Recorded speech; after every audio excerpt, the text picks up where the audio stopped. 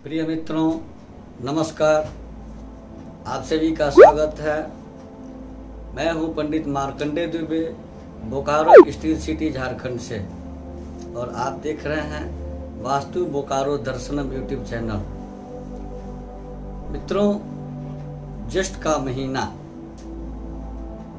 ज्येष्ठ के महीने में शुक्ल पक्ष की 10वीं तिथि, इसे गंगा दशहरा कहा जाता है। इसका महत्व क्या है?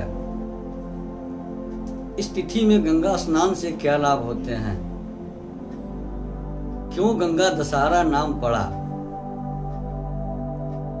कौन से 10 पाप हैं जो इस दिन गंगा में स्नान करने से नष्ट हो जाते हैं? मनुष्य जाने अनजाने में कुछ न कुछ गलती जरूर कर देता है, कहीं न कहीं से पाप जरूर हो जाता है। हम नहीं जानते हैं कि हम पाप किए हैं, लेकिन पाप हो जाता है। तो इस प्रकार के पापों को प्रायश्चित करने के लिए क्यों जाएं हम? प्रायश्चित से अच्छा है कि बिना प्रायश्चित के ही अगर वह एकमात्र गंगा स्नान से पाप मुक्त हो जाते हैं तो फिर प्रायश्चित की जरूरत नहीं है। अब समस्या आती है कि देश में कोरोना वायरस नामक बीमारी का प्रकोप है, लॉकडाउन की स्थिति है, गंगा स्नान के लिए नहीं जा सकते हैं। इस परिस्थिति में क्या करने से हम गंगा स्नान कर सकते हैं, कैसे गंगा स्नान कर सकते हैं, ये जानना आवश्यक है।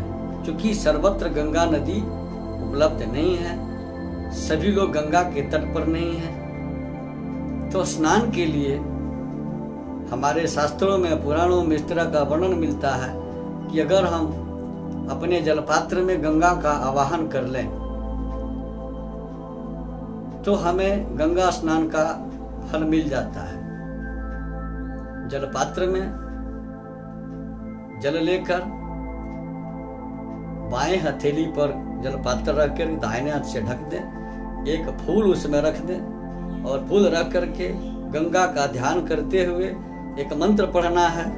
गंगे च जमुने चैव गोदावरी सरस्वती नर्मदे सिंधु कावेरी जलेस्मिन् सन्निधिं कुरु।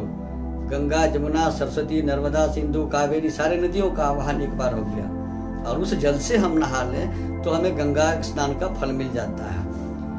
अब हम जिन बिंदुओं पर चर्चा करना चाहते हैं कि क्यों इसका गंगा दशहरा नाम पड़ा, क्या 10 योग हैं, कौन से 10 पापों से मुक्ति मिलती है गंगा दशहरा में गंगा स्नान से, प्रयागराज में, काशी में, हरिद्वार में स्नान करने से कौन से 10 पाप मुक्त होते हैं, वो किस तरह के 10 पाप हैं, इसको आरंभ करें।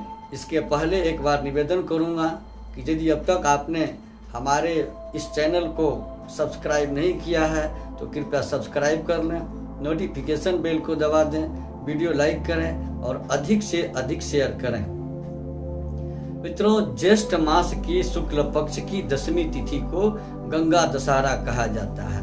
वर्ष 2020 में 1 जून को रविवार, सोमवार के दिन गंगा दशहरा पड़ी है। गंगा दशहरा यानी 10 संजोगों में गंगा का पृथ्वी पर अवतरण होना गंगा दशहरा कहलाता है। गंगा को राजा भगीरथ ने अपने पूर्वजों के मुक्ति के लिए स्वर्ग से पृथ्वी पर लाया। तो वह 10 योग कौन से हैं मैं बताता हूं। एक श्लोक है कि ज्येष्ठे मासे शीते पक्षे दशम्याम बुधहस्तौ व्यतिपाते गरानंदे कन्या चंद्रे बिखेरबौ। ज्येष्ठे मासे शीते पक्षे, ज्येष्ठ महीने का शुक्ल पक्ष हो, दशम्याम 10वीं तिथि हो, बुधवार दिन हो और हस्त नक्षत्र हो, व्यतिपात योग हो, गरकरण हो और पुनः आनंद योग की प्राप्ति हो रही हो, कन्या चंद्रे बिखेरबौ, कन्या राशि में चंद्रमा हो और वृष राशि में सूर्य हो, तो यह 10 योग 10 पापों का हरण करने वाला होता है। और इसी के चलते इस दिन गंगा का अवतरण हुआ, इसलिए इसका गंगा दशहरा नाम पड़ा। अब 10वीं तिथि 1 जून को दिन में 2:57 तक है। हस्त नक्षत्र भी दिन में 1:18 तक है। गंगा स्नान के लिए पर्याप्त समय है, गंगा के पास नहीं जा सकते हैं, गंगा हमसे दूर हैं, तो घर में अपने जलपात्र में जल भरकर उसमें एक पुष्प रखकर और गंगा का ध्यान करके उससे भी स्नान करने से गंगा स्नान का महत्व कम नहीं होता है, गंगा स्नान का फल मिल जाता है। अब 10 पापों का हरण करती है गंगा दशहरा। हमारे शरीर से किसी न किसी को किसी रूप में कोई प्रताड़ना हो जाती है। कायिक, वाचिक और मानसिक 3 तरह के पाप होते हैं। कायिक मतलब किया हुआ, 3 तरह के किए हुए कर्म, किए हुए पाप, 4 तरह के वाचिक जो हम किसी को बोल दिए, और 3 तरह के पाप जो हम अपने मन में किसी के प्रति सोच लिए। तो 4, 3, 7, 3, 10 तरह के पापों का हरण करती है गंगा दशहरा। गंगा दशहरा के दिन गंगा में स्नान करना, काशी में और हरिद्वार में भव्य गंगा आरती होती है, गंगा जी का पूजन होता है। हम लॉकडाउन में फंसे हैं, घरों में फंसे हैं, इस परिस्थिति में अपने घर में ही गंगा का स्मरण करके अगर गंगा स्नान करें तो गंगा दशहरा का पूर्ण फल प्राप्त होता है और हमारे पहले किए हुए 10 प्रकार के पाप, कायिक, वाचिक, मानसिक, सारे पाप नष्ट हो जाते हैं। क्योंकि गंगा जैसे निर्मल है वैसे व्यक्ति को भी निर्मल कर देती है। हमारे शास्त्रों में यह वर्णन है कि भावे बसतु देवता, देवी और देवता भावनाओं में वास करते हैं। अगर हम गंगा में जाकर के डुबकी लगाते हैं तो अच्छी बात है, लेकिन गंगा हमसे दूर है तो हम घर पर ही गंगा का आवाहन करके स्नान करते हैं तो गंगा दशहरा का समस्त फल मिलता है। मित्रों, इस तरह के ज्योतिष, वास्तु, धर्म और अंक शास्त्र के वीडियो के लिए आप हमारे साथ बने रहें।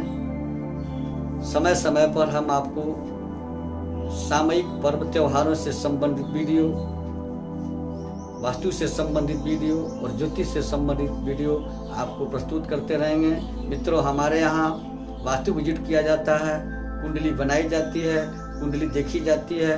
वाराणसी के सुयोग्य विद्वानों के द्वारा हमारे यहाँ बड़े से बड़े यज्ञ अनुष्ठान करवाए जाते हैं। जिनकी नि सज्जन को इसकी आवश्यकता हो, कृपया स्क्रॉल पर दिए गए हमारे नंबर से अपॉइंटमेंट लेकर हमसे वास्तु विजिट करवा सकते हैं, कुंडली दिखा सकते हैं, कुंडली बनवा सकते हैं। वाराणसी के सुयोग्य विद्वानों के द्वारा यज्ञ अनुष्ठान आदि करवा सकते हैं।